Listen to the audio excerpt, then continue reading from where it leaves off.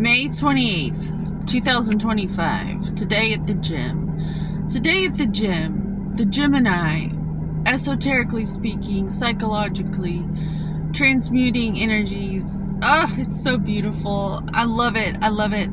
The esoteric that I bring to the gym with me. I'm like a priestess at the gym. I'm a Reiki healer at the gym. I cleanse and clear energy at the gym in my own body. Okay, so I'm a Reiki mat. I'm an energy healer, and the only way to survive it for me, I've found, I go to the gym and I burn it off. I move all the energy through my body, and it keeps me well. And I do some other things too. But today at the gym, so I burn it all off, and I don't do cardio. First of all, okay, so I gotta talk about this. How do you get results? The only reason I have results is because I was focused on being a bodybuilder, and I wasn't thinking about losing weight. I was thinking about gaining muscle, gaining strength. And it really occurred to me today on the treadmill, because at the end of every strength training session, I like to be able to do maybe 20 to 30 minutes just brisk walking on the treadmill or stair climber. Nothing to whatever, I just walk. I just walk and listen to really good music or whatever on my headphones. And there's this girl next to me who was running, and she was a bit bigger, and I wish I could share my information with people. I'm really leery about telling people what I eat, because I think that I would have to charge you for that. And two, you would have to know that I'm not a nutritionist, and you would have to sign a piece of paper saying that you're aware that I'm not a professionally trained doctor or whatever. But basically, if you study bodybuilding and how they eat, they usually eat every 3 hours, and they eat a lot of times 5 to 6 meals a day, little meals, and they measure and track their macros, and they prioritize protein, and they have carbs and then fats, and it depends on what your deal is. Some people eat a little bit more fat and less carbs. Some people prioritize the carbs and minimize the fat, but fats are important. But basically, it's about the eating. Most of it's the eating, and that is my success right there. I have had this is like one of my most prized possessions. I have this with me, and for years and years and years now, before I even started this, because I was a fruitarian once upon a time, and a raw vegan, and you can imagine the options for eating are slim to none when you eat that way. So I've been at this for about 10 years, feeding myself and just like stepping back from everyone and looking like the alien, looking like the weirdo. Like, people are weird about food, and people come together over food and everything. And so when you are different, it can feel really isolating and strange and all that in the beginning. But I assure you, it's worth it. And you might just inspire someone else to start doing it as well. But okay, so the eating is your main thing. The food. It's the macros. Get to know your macros. Basically, I'm going to do another video on this probably, hopefully. But I just want to talk about how being an energy healer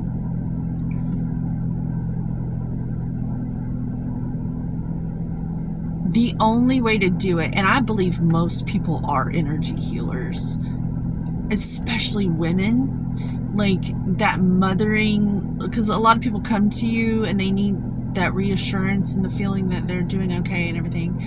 You're like a natural healer. And the only way to survive it is to move that energy through you in a healthy way. And a lot of people from where I'm from do drugs, they drink, they do all this stuff, and they just end up worse and worse and worse and worse. And so the way I'm doing it is giving me like compounded interest in a bank account, in a savings account. I'm earning vitality and health and wellness, and I'm able to. Here's the thing: when you heal people, you don't look like a healer. Let me explain. You make people uncomfortable. You bring stuff out in people that they don't want to feel. A lot of times, like, to actually heal people, or not heal people. Oh, we've got to stop saying heal. Wrestle and grapple the issue and put it to the ground. That's what we're doing. We're not, like, the word heal, I've been told through the wrestling community, they have this term called healing. Heal, or you get a dog to stop. Heal, you know? So there's this spiritual term, heal. Everyone's trying to heal, and they're going at it all gentle. I'm trying to heal, and they're always looping this. I just can't seem to heal. Yeah, because you're a weak ass little bitch. You can't heal shit. You need to wrestle that to the ground, knock it on its ass, and be done with it, and go to the next thing. So when you're a healer, you're like a freaking warrior, and people are very, I don't know. It's so hard to talk about because you feel like you're manifesting more of it by speaking on it. But I have to talk about it because it needs to be set straight. When you walk into the room and you have been training almost every day for years and your eating is on point, people all of a sudden stand up straight around you, and they know that you like almost outrank them with your habits. You just proof. You're walking, living, breathing proof. Every time you walk into a room and people stand at attention, and like I've noticed, or like if they've got some stuff going on, and most people do, they will put on a mask and treat you like you're just or they'll try to make themselves feel better about their bad habits by projecting at you something so that they can feel comfortable where they're at. The real ones are, they're obviously humbled and disappointed in themselves. And it's sad to me because I believe that I'm special, and it makes me, I feel sad, and it angers me that you don't think you are enough. You're not special. You're not special enough to take your one life and your body that's of this earth and love it. It's a gift from God, or whatever you want to call it. It's a gift from this realm. It's a gift from this state of existence. You have a material manifestation that you get to breathe and walk around and do whatever you want, basically, in. You could go swimming. You could sit and just think. You can do anything. And for me, I have a big, huge past, and I do not look like where I come from. So, but I have gathered a lot of information through observation, and you might call me wise. And where am I going with this? Oh, abandonment. I will not abandon myself. There isn't another person on this planet who is going to love me and nurture me and nourish me like I physically can for myself. I can make the choices. God has trusted me to make good choices. And God has trusted you to make good choices.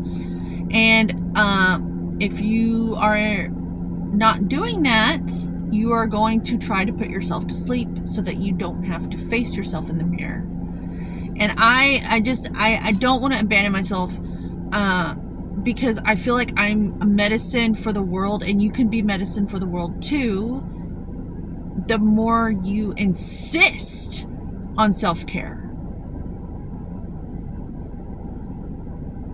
You're like a little medicine ball. You're not a cyst. Like if you don't insist on it, you're like this walking cyst. You know? You've insisted on ignoring it.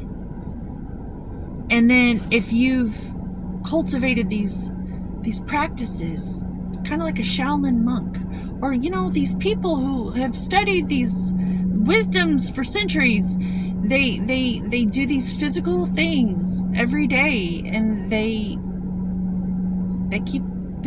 know what they're doing. And I'm doing it here in Conroe, Texas. Montgomery, Texas, the birthplace of the Texas flag, the Lone Star State, okay? Where you let your freak flag fly because you're the only star on it. You have to just trust me on this. So I go to the gym, and I see all these people at the gym. A lot of people are needing therapy. They just need therapy so bad. And I'm so happy that they're at the gym, because that is a brilliant place to start. And some people are trying to get away from their wives. Some people are trying to get away from their husbands. Some people are just sitting there on their cell phones, passing time. They're not doing the work, so they don't have any results. I have an incredible work ethic, and there's nothing else that I think that justifies my time on this, during my day, than my training. My training is my most ultimate practice, and these videos, putting out content, sharing my experience so that I can inspire someone, because I'm certainly not inspiring my daughter. I've been trying to show my daughter how to be. She's 15, and but I'm gonna get to somebody. And I've been my whole life trying to help my mother.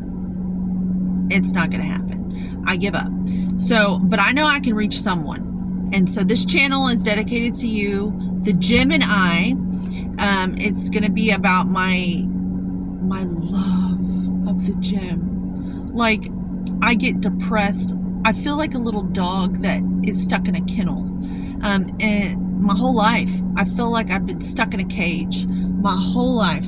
And this going to the gym,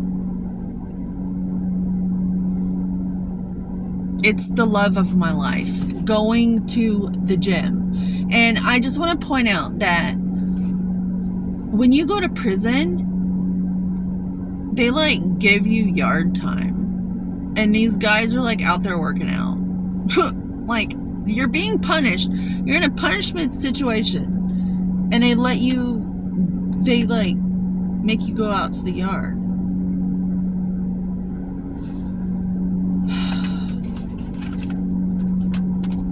And then you're free, and people where I'm from, they're not doing this. They have all this freedom, and they're not doing this. Well, I have freedom, and I'm doing this. This is what I'm doing. I'm doing it without smoking pot. I'm doing it without taking pain pills. Well, that's a whole nother story. I used to have to take those. I don't take those anymore. That's a whole other topic. Oh my goodness. Pain management? You want to talk about pain management? Strength train, my love. Strength train. You probably are just suffering from muscle imbalances. That's why you're in pain. Oh, and your food choices. Yeah. So, but if I don't do it, like if I were to stop doing what I'm doing, I have chronic pain. I've got like a muscular scoliosis thing going on to where I have to train, or else I am like, I can't, oh my God, I'm in so much pain if I'm not doing what I'm doing. I just don't have a choice. In my world, I don't have a choice. So I'm doing what I have to do. And I just want to share my story little by little, kind of like the guy on Shawshank Redemption, when he's like dumping a little bit of those pebbles every day out in the yard. Eventually he makes his way through his own shit, and then he gets out of that mess more alive than ever. And that's what I love that analogy. I'm just gonna do a little bit every day and see where it goes, and hopefully it'll lead somewhere.